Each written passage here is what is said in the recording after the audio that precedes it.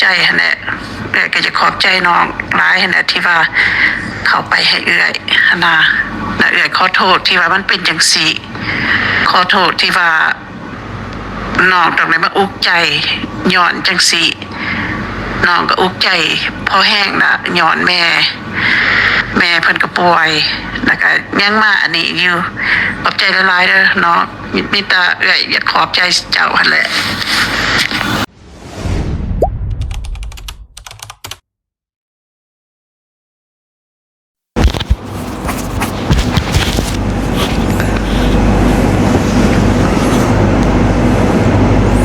เอาพี่น้องเห็นเนาะกราบทักทายสบายดีพ่อแม่พี่น้องเบิดสุขุสู่คนพี่น้องเพราะว่าสิอยู่ในและก็ต่างประเทศนะพี่น้องเนาะก็ยินดีต้อนรับเข้าสู่ช่องบ่อเตียงทองชาแนลคือเก่าพี่น้องวันนี้เฮาก็กลับมาเว้าต่อเนาะพี่น้องเนาะเรื่องที่มันเกิดขึ้นพี่น้องสำหรับหลายผู้หลายคนก็โอ้ยบ่เตียงเลยเมื่อยดิว่าซั่นหลายผู้หลายคนก็บ่เลิกซะบ่ต้องไปปวดหัวไปซอยคนอื่นพุ่นแหละดีกว่าบางคนก็ขายทิ่มซะเฮือนซานล้านเป็ดเอาเงินมาแบ่งกันไปสินะพี่น้องเนาะคือบ่เตียงกับที่ว่าจังได๋เว้ายากอยู่เลยพี่น้องเนาะคือบ่เตียงเนี่ยตอนนี้ก็บ่ได้มีหยังแล้วแหละพี่น้องเนาะคือบ่เตียงเล่าหน่อยนึงก่อนสาเหตุที่บ่เตียงสิเข้าไปตอนนั้นน่ะบ่แม่นว่าอยู่ๆบ่เตียงจะไปวุ่นวายอีหยังเขาอยู่ของเขาอยู่แล้วอีหยังแหละบ่เตียงสิไปโศไปซักเขานะมันบ่แม่นเลยพี่น้องเนาะคืออันน่ะคือบ่เตียงเคยเว้าไปแหละก็ทั้งแม่เพิ่นผู้เฮ็ดเฮือนให้แล้วก็เอื้อยจูลี่ที่เพิ่นชื่อดินให้นะแต่ว่ามีอีกก็คนนึงอีกก็มีหลายคนนะเนาะผู้ชื่อดินนี่ก็เฮ็ดเฮือนนี่ก็หลายอีกคนนึงอีกคนเฮ็ดเฮือนให้แล้วก็หลายคนอีกนะพี่น้องเห็นเนาะมันก็ว่าง่ายก็ผู้ใหญ่สมทบกันหลายคนและจูลี่นี่ก็หนึ่งในนั้นเนาะเพิ่นก็ซื้อดินเงินเพิ่นก็ร่วมซื้อดินอยู่ในห้างแล้วเพิ่นเห็นคลิปจักไผแหละไปถ่ายว่ามันวุ่นวายมาก่อนบ่เตียงสิเข้าไปแล้วพี่น้องบ่เตียงสิเล่าให้ฟังเท่าความนิดนึงเนาะและได้ยินทางปู่ย่าน้องแต่นี่น้องน้องตุ๊กเนี่ยแล้วว่าทั้งน้องตุ๊กน้องติ๊กน้องแต่เนี่ยบ่มีสิทธิ์ในเฮือนหลังนี้ในดินตอนนี้มีแต่บ่ไล่ผู้เดียวมีสิทธิ์เพิ่นพังไปนี่มันก็บ่คักใจเพิ่นก็เลยให้บ่เตียงเข้าไปเบิ่งพี่น้องว่ามันเป็นจังไดเนาะจุดประสงค์เพิ่นน่ะอยากให้บ่เตียงนี่เอาชื่อน้องตุ๊กน่ะเข้าไปเพิ่มอยู่ในหันเนาะเพิ่มในใบกรรมสิทธิ์หันพี่น้องจุดประสงค์เพิ่นประมาณนั้นมันก็จะให้มีสิทธิ์ร่วมกันอยู่ในหันบ่อยากให้เว้าว่าที่อันนี้ดินเฮือนอันนี้เป็นของบ่ไร่ผู้เดียวบ่อยากให้เว้าในนั้นนะพี่น้องเนาะแต่บัดที่นี่เนี่ยมันใช้โทรศัพท์พี่น้องเดี๋ยวบ่เตียงสิเปิดนี่ให้ฟังแต่บัดนี้แหละมันก็บ่คืออย่างที่เฮาคิดเข้าไปเขาก็คิดว่าเฮาเข้าไปวุ่นวายก็คือพี่น้องเห็นในคลิปนั่นแหละเนาะพี่น้องเนาะเดี๋ยวสิเปิดคลิปเสียงให้ FC ฟังพ่อแม่พี่น้องฟังนำกันพี่น้องเนาะคือบ่เตียงนี่ขออนุญาตเพิ่นเอาคลิปเสียงมาเปิดเนาะเพื่อยืนยันให้กับ FC ได้ฟังแล้วก็ทั้งครอบครัวทั้งเพิ่นแหละพี่น้องเพิ่นจักเว้าหลายให้เขาได้ฮู้ว่าอยู่ๆเนี่ยบ่แม่นบ่เตียงสิเข้าไปวุ่นวายอยู่ๆแล้วบ่เตียงสิเข้าไปส่อซักเนาะถ้าเจ้าอยู่กันสงบเสงี่ยมบ่เตียงบ่เคยอยากเข้าไปส่อแต่เพิ่นบ่ขอบ่เตียงนี่แล้วก็คิดเห็นเป็นว่าเพิ่นเป็นฮักเฮาก็ว่าไงคือเฮาปฏิเสธเพิ่นบ่ได้หั่นแหละก็เพิ่นเป็นฮักก็เป็น ผู้มีพระคุณเฮาแต่ก่อนเนาะเพิ่นก็ช่วยเหลือเฮามาตลอดพี่น้องเนาะก็บ่ได้ว่าช่วยเหลือบ่เตียงก็บ่ปานใดดอกเพิ่นก็แต่ว่าช่วยเหลือคนทุกข์คนยากคนลาวเฮานี่แหละก็ถือว่าเพิ่นมีผู้มีพระคุณเนาะกับตัวเฮาเองแล้วก็กับพ่อแม่พี่น้องผู้ทุกข์ยากบ่เตียงนี่บ่ได้คิดอีหยังเลยแหละพี่น้องเนาะขอแต่ว่าเพิ่นซอยคนทุกข์คนยากนี่บ่เตียงก็ดีใจนำเลยคนบ่เตียงอยากให้เพิ่นได้แต่คือแบบนี้แหละผลตอบรับเนาะแต่ว่าเอื้อยจุลี่นี่เพิ่นก็บ่เตียงนับถือเป็นเอื้อยฮักนั่นแหละเอื้อยจุลี่กับเอื้อยปานนี่พี่น้องเนาะแต่ก่อนแต่แรกๆนี่เพิ่นก็โอ้ซอยหลายพี่น้องเนาะหลายสำหรับบ้านดงมะแง้วนี่ก็หลายตั้งแต่สาวเทืองผูกมาแล้วก็น้องนี่ยังพี่น้องลื่นเนาะเมียบอกเก้าตั้งแต่บ้านดงมะแง้ว3-4 ปีก่อนพอได้เพิ่นซอยมาพี่น้องเนาะเพิ่นก็ซื้อกระเป๋าให้เบิดทีมงานจนปัจจุบันนี่แม่นบ่เลยผู้ทั้งเบาแสนเบาจิตเบาต้าทั้งพุ่นแหละทั้งไปฮอดผู้ล่าสุดก็เห็นคลิปเบาที่เขาเบาโอลิบ่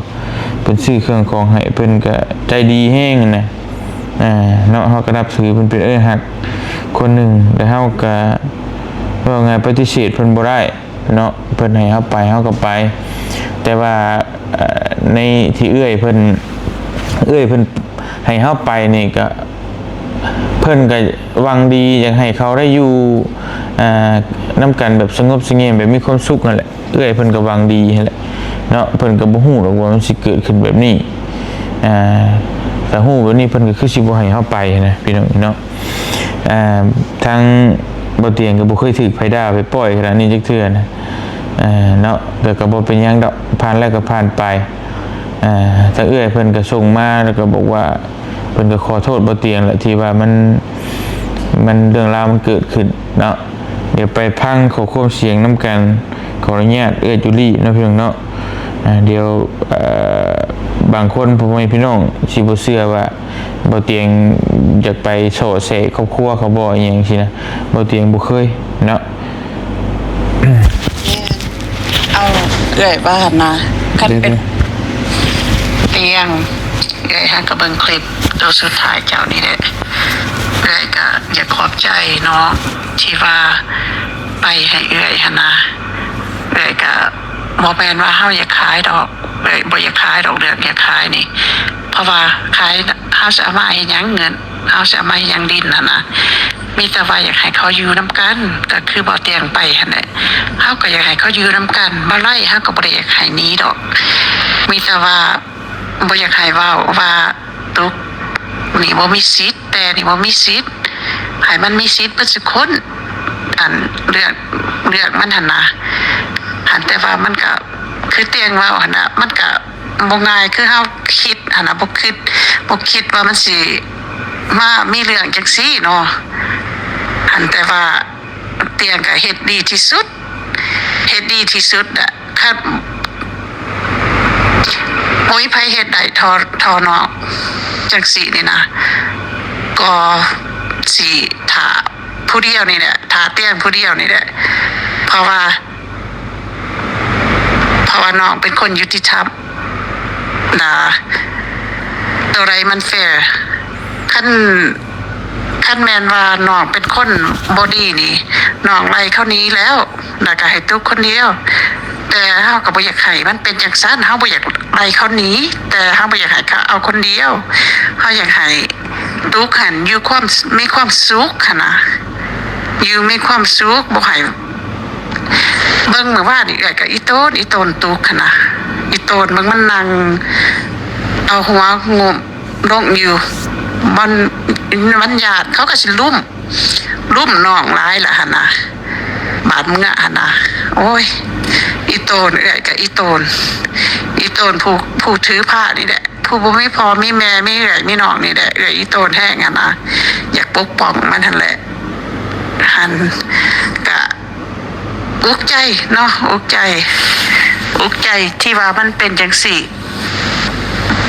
อุกใจที่ว่ามันเป็นจังสี่คันแม่นว่าไล่หูจะควบเนาะกะตุกโตถือผ้าให้โตเข้ามาอยู่ในเฮือนซะอายสิปุกกระตูบอยู่นอกมันก็โอเคนะมันก็โอเคเนาะอันนี้ให้เล็กหน่อย13 ปีถือผ้าทองมันใหญ่ตีนอนแข็งอยู่มันก็บ่โอเคเนาะแต่ว่าก็จะขอบใจหั่นแหละก็จะขอบใจน้องหลายหั่นแหละที่ว่าเข้าไปให้หั่นนะขอโทษที่ว่ามันเป็นจังซี่ขอโทษที่ว่าน้องตรงไหนมาอุกใจย้อนจังซี่น้องก็อุกใจพอแห้งนะย้อนแม่เพิ่นก็ป่วยแล้วก็ยังมาอันนี้อยู่แต่คันโมเมนต์บ่เตียงก็จักสิแม่นไผแม่งแต่บ่เตียงนี่แหละสู้ได้จังสิจังว่าสมเป็นสะพานบุญที่ใหญ่ที่สุดอยู่ในเมืองลาวแหละ ขอบใจหลายๆเด้อเนาะมีแต่อยากขอบใจเจ้าหั่นแหละ พี่น้องเนาะอันนี้ก็คือทางเพิ่นก็ส่งมาแต่ที่จริงมันมีหลายเนาะแต่บ่เตียงก็เอาให้พี่ให้น้องฟังยืนยันแค่เป็นบางช่วงบางตอนนะพี่น้องเนาะบางคนย่านว่าบ่เตียงไปจำจี้จำไส้เขาอยู่ของเขาอยู่แล้วและเฮาไปวุ่นวายกับชีวิตเขาบ่อย่างประมาณนี้นะเขาอยู่แต่เขาหรืออยากไปวุ่นวายกับชีวิตเขาบ่พี่น้องเอ้ยมันบ่แม่นเนาะคือเพิ่นนี่ก็ถ้าว่าเขาอยู่ปกติเพิ่นก็บ่ได้เคยให้บ่เตียงเขาไปใกล้ดอกแต่ว่าอันนี้มันมีเรื่องอยู่หั่นแหละแต่ก็บ่ฮู้ว่าจักไผไปปั่นจังได๋จังได๋บ่ฮู้ว่ามันให้เรื่องมันถึงก็ลูกคู่ข้าวแบบนั้นบ่เตียงก็บ่ฮู้แล้วก็บ่เว้าถึงไผอีกเนาะแต่ว่ามันเกิดมาแล้วนะก็เพิ่นก็ไม่ให้บ่เตียงเข้าไปแก้พี่น้องเอ้ยบ่เตียงก็เข้าไปที่บ่เตียงก็ไปจำจี้จำไส้ก็อยากให้น้องเพิ่นก็ขึ้นมานอนอยู่เฮือนนี่มันก็เป็นจุดประสงค์ของทั้งผู้ใหญ่เพิ่นนะพี่น้องเนาะเดี๋ยวยืนยันอีกคนนึงอีกคนเฮ็ดเฮือนบัดคนเฮ็ดเฮือนให้บัดนี้คนผู้ที่เฮ็ดเฮือนให้น้องๆเพิ่นนี่นะพี่น้องเนาะฟังนำกันลูกเตียงที่ว่าไปเคลียร์ให้แม่เรื่องเฮือนนางแต่ตุกติ๊กนั้นแม่เป็นผู้ใหญ่ฝ่ายทางเบาจันที่จริงจุดประสงค์ของแม่ที่ว่าไปสร้างเฮือนให้เขาหันก็อยากว่าส่วนหลายแม่นเป็นของแม่จุดประสงค์แม่อยากแม่นให้ตุกกับติ๊กกับมิก3 คนหันก็แม่เข้าไปซอยหันแต่จี้แม่กับบ่ได้ซอยเพราะว่านางแต่กับนางผัวหันแม่กับบ่ได้อยากซอยเห็นเพิ่นเอาน้องไปอยู่น้ำแม่ก็เลยยื่นมือเข้าไปซอยปลุกเฮือนให้เขาอยู่แต่แม่มึงคลิปลูกแล้วลูกไปเคลียร์ให้แม่ก็ดีใจให้เขาอยู่น้ำกันหันบ่ให้ขายบ่ให้มั่งอันนี้เสียงส่วนหนึ่งพี่น้องเห็นเนาะทั้งแม่เพิ่นคือความจุดประสงค์ของเพิ่นนะอยากให้น้องทั้ง2 คนทั้ง3 คนตะกี้น้องตุ๊กน้องติ๊กน้องมิกเนี่ยอยู่เฮือนหลังนั้นเพื่อเพิ่นเฮ็ดเฮือนให้น่ะก็เพราะเขาเด็กน้อยนั่นบ่ได้เป็นเพื่อนน้องไล่บ่ได้เป็นเพื่อนน้องแต่อีกก็คือน้องๆเพิ่น3 คนพี่น้องเอ้ยแต่เพิ่นก็อยากให้บ่เตียงนี่นำน้องตุ๊กขึ้นมานอนอยู่เฮือนหลังนั้นนี่คือจุดประสงค์ผู้ใหญ่เพิ่นเนาะแล้วก็มีลายแต่บ่เตียงก็บ่จักนี่ดอกนี่พี่น้องเอ้ยเพิ่นส่งมาน่ะลายแฮงเนาะบ่เตียงก็ให้ฟังซำนี้แล้วมันก็มีลายเวลามันสิยืดสิยาวเนาะจะให้ฟังเพื่อเป็นการตัดสินใจเนาะหรือว่าเป็นความมั่นใจของหลายๆคนเพราะว่ายันว่าบ่ มีความคิดว่าบ่เตียงนี่สิเข้าไปวุ่นวายบ่อยู่แล้วไปหาแสงไปหาวิวบ่เคยบ่เตียงบ่เคยอยากไปหาแสงบ่เคยอยากไปหาวิวพี่น้องเอ้ยคือในการกับการช่วยเหลือคนนี่คือกันบ่เตียงบ่เคยเสนอหน้าที่ว่าไปพุ่นพี่ไปอยากซอยเสาะแซะนู่นนี่ต้องถามหาเสาะแซะในนั้นในนี่บ่เคยเรื่องไปซอยนี่ก็มีแต่คนขอความช่วยเหลือมานะพี่น้องเนาะคนขอความช่วยเหลือมาเท่านั้นบ่เตียงจังไปถ้าบ่มีนี่บ่เตียงจ้างก็บ่ไปนะพี่น้องเนาะคือคนขอความช่วยเหลือมานี่ก็แต่ละมื้อนี่ก็บ่เว้นว่างเนาะลายได้พี่น้องลายแบบลายรูปลายแบบนี่ครั้งเทื่อเขาก็ส่งรูปมาให้เบิ่งแบบนี้เด้อพี่น้องเด้อบ่เตียงสิบอกนี่ส่งรูปเพื่อนหลังนิดหน่อยมานี่แล้วก็เขียนมานี่บอกว่าน้องจะขอความช่วยเหลือนี่อ้ายน้องทุกข์น้องยากหลายนี่ส่งอีรูปมาให้เบิ่งนี่แล้วก็ส่งมาลายพร้อมแล้วก็มาค้นจนกราบจนนบจนไหวนี่ลายทั้งเพจส่วนลายพี่น้องเนาะอันนี้แค่ส่วนหนึ่งให้เบิ่งคร่าวๆแต่บ่เตียงท่านได้ไปได้นี่ก็ลายบ่เตียงไปบ่ท่านก็ลายพี่น้องเอ้ยคือแบบ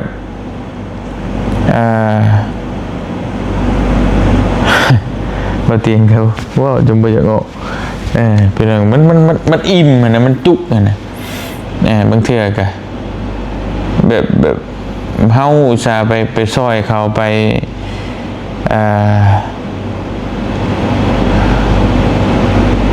ให้เขาได้มีที่พักอาศัยเฮือนอยู่แบบนอนหลบแดดหลบฝนจนบางมื้อหิวข้าวหิวน้ำก็จนได้อดลูกเมีย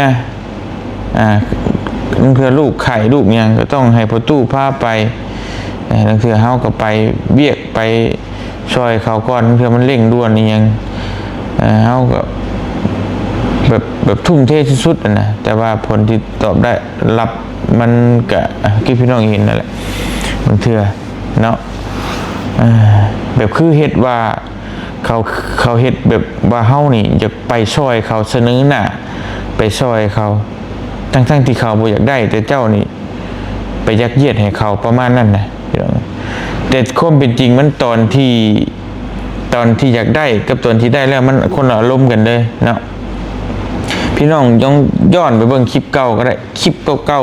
ๆว่ามันเป็นแบบใดพอน้องไล่นี่ก็บ่ทั้งพ่อทั้งแม่ทั้งนบทั้งบ่ายโทรมาอีกกลางค่ำกลางคืนก็โทรมาเบิ่งในคลิปเก่าๆบ่เตียงก็ได้เจ็บขาจากตายไปห้องหมอโทรมาให้บ่เตียงนี่พาไปเงินบ่เตียงนี่กระเป๋าบ่เตียงนี่ออกให้รถบ่เตียงพาไปน้ำมันบ่เตียงเติมเองเนาะแต่ว่าก็สิ่งที่มันได้สิ่งที่มันได้ตอบแทนมาบ่เตียงก็บ่ได้ว่าอยากให้มาตอบแทนอีหยังหรอกก็ขอแค่เว้าดีๆต่อกันก็พอนะบ่เตียงขอแค่นั้นเนาะและที่มาเว้ามื้อนี้ก็บ่แม่นว่ายังบ่จักจบจักสิ้นคือบ่เตียงอยากมาอัดคลิปไว้เพื่อเป็นหลักฐานว่าบ่เตียงบ่ได้อยากเสนอหน้าไปหาพระเจ้าแต่ว่าผู้ใหญ่เพิ่นให้บ่เตียงไปในนามที่บ่เตียงเป็นสะพานบุญบ่เตียงกับปฏิเสธบ่ได้และประเด็นที่2คือพ่อแม่พี่น้องว่าขายเลยขายถิ่มเลยขายแล้วก็ไปช่วยคนใหม่เฮาเฮ็ดแบบนั้นบ่ได้คือจุดประสงค์คือเอื้อยเพิ่นนี่เพิ่นก็ยังบ่ได้อยากขายเพิ่นก็อยากให้เขาอยู่นํกันนะพี่น้องเนาะและถ้าขายปุ๊บมานี่ก็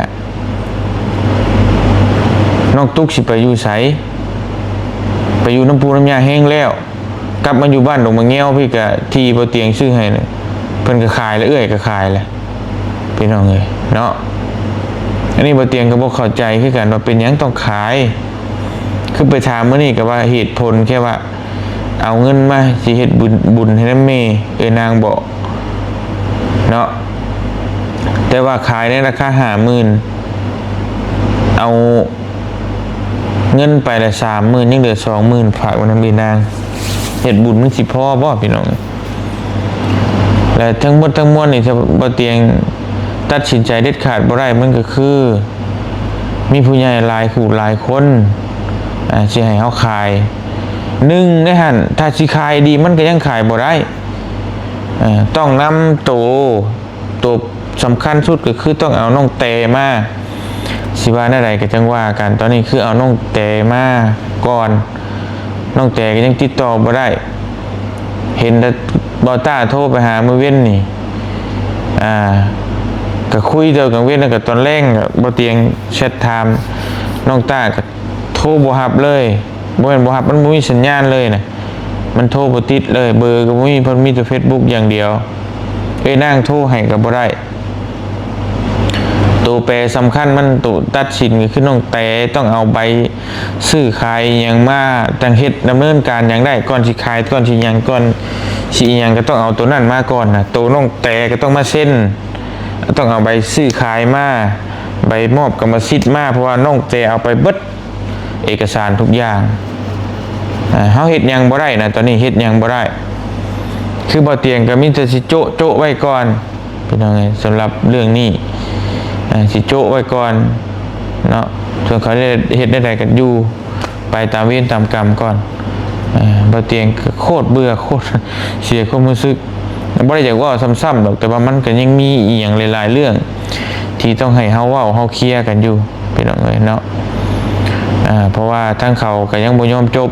ให้เฮาไปเซ็นเอกสารคักแน่บ่เตียงก็สิไปจัดการให้แต่ว่าในหน้าตอนนี้ต้องเอาน้องแต่มาก่อนแต่เฮาก็บ่ฮู้ว่าเขาอยู่ไส